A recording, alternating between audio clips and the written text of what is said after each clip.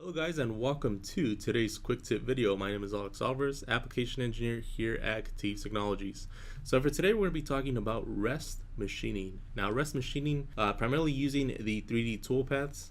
Now for the most part 3D toolpaths are going to have this option available, right? So again, if you guys weren't familiar with the option or the workflow, this is going to be a great video to kind of walk you through some scenarios of when you would use REST machining.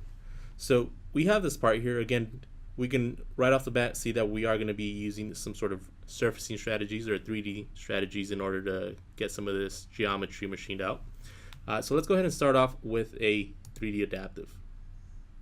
Again, just selecting our tool. Maybe we want to start off with this 1/4 inch bull nose, and then just go ahead and create that toolpath. Right, so not a bad looking toolpath. Again, we can simulate it and we can see that it is going to leave quite a bit of material behind, but that's okay, right? Because we just want to use the larger tool to get most of the material removed in a quicker amount of time.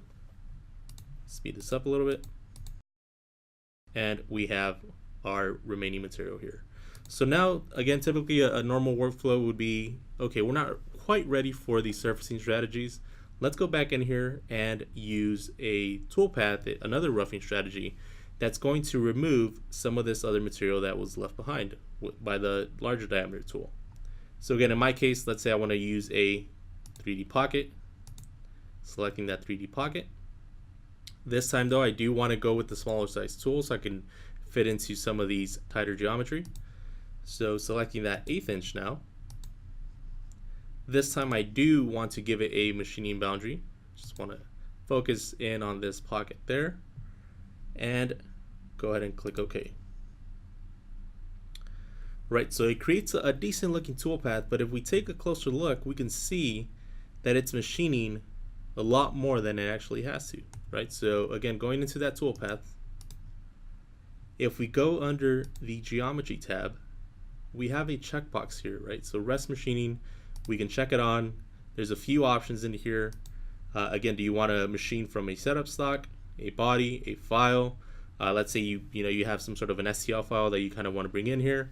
You can select the file. In my case, though, I want to go from the previous operation, and I want to ignore cusps that are within 20 thousandths, right? So again, any cusps that are within 20 thousandths, the toolpath is going to go ahead and avoid them. Once I'm happy with that, I can go ahead and click OK. And notice that we have a much different toolpath. Right, so now if I simulate what I have so far, I can skip ahead to the 3D pocket and we'll see that it's only machining areas that the previous toolpath couldn't get into. Right, so that's been 3D toolpaths using REST machining. Hope that helped you guys.